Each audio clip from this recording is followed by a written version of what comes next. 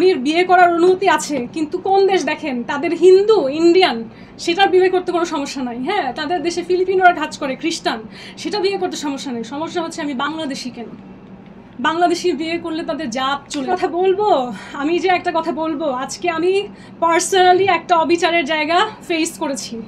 ঠিক আছে, সেই লোক বিদেশি আমি বুঝলাম, সেই লোক কিন্তু খ্রিস্টান হিন্দু না, সে মুসলিম বিদেশি। কোন দেশ? যেই দেশে আমরা হজ করি, যেই দেশে দলে দলে আমার মানুষ সবচেয়ে বেশি কাজ করতে যায়।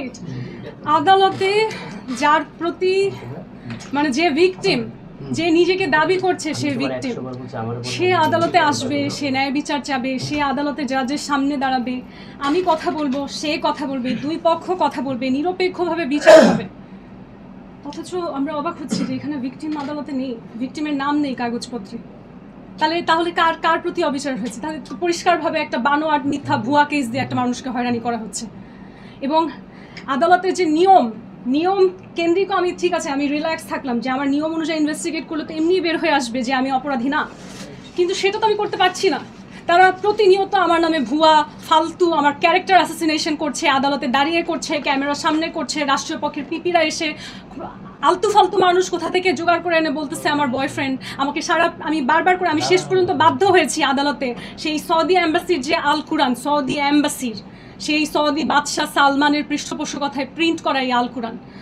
সালমানের ক্ষমতার কথা বাদই দিলাম, সৌদির ক্ষমতার কথা বাদই দিলাম, পৃথিবীতে আল্লাহর থেকে আল কুরআনের থেকে তো বড় ক্ষমতাধর কিছু নাই। সেই জিনিস হাতে নিয়ে আমি শেষ পর্যন্ত বলতে বাধ্য হয়েছি যে আপনারা যে বারবার আমাকে বলছেন যে তার বিভিন্ন মানুষের সাথে এই সেই বাজে কথা বলছেন, আমার তো আজ পর্যন্ত ইসার সাথেও কিছু হয় নাই, অন্য মানুষ তো অনেক দূরের কথা। তাহলে কিভাবে বলছেন এগুলা? কোন প্রমাণের ভিত্তিতে, কোন জিনিসের ভিত্তিতে বলছেন এটা? আপনারা সারা পৃথিবীর মানুষ দেখতেছে এখন এই মুহূর্তে, British media, American media, Indian media অনবরত আমাকে ফোন করে যাচ্ছে, অনবরত আমার পরিবার, আমার ফ্রেন্ড সবার সাথে যোগাযোগ করছে আমার কাছ থেকে একটা স্টেটমেন্ট নেওয়ার জন্য। এখন যদি আমি আমার মুখ আন্তর্জাতিকভাবে খুলি, আমার বাংলাদেশের যারা আমাকে ফাঁসানোর চেষ্টা করছে তাদের কি অবস্থা হবে? আমি তো আমার দেশের স্বার্থে চুপ করে আছি।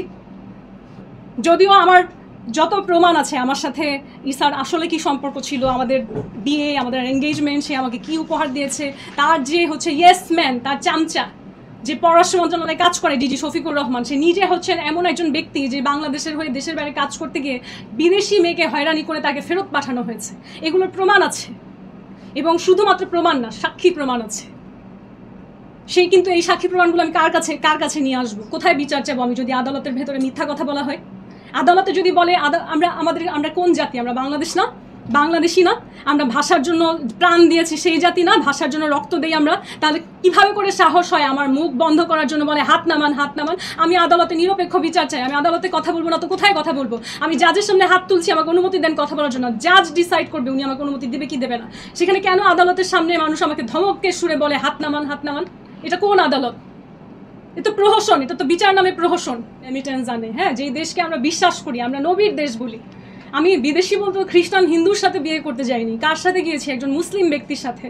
এবং সত্যি বলতে যেটা আমার কাছে তখন মনে হতো, এই ব্যক্তি মনে হয় আমাকে জীবনে আলোর পথে আনতেছে। হ্যাঁ, সে আমাকে নামাজ পড়তে বলে, আমাকে বোরখা পড়ায়, এত কিছু করে কি লাভ হয়েছে?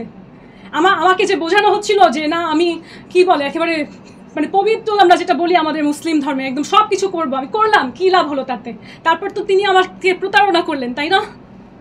তিনি তো ধর্মটাকে আসলে অস্ত্র হিসাবে ব্যবহার করলো আমাকে গাধা বানানোর জন্য।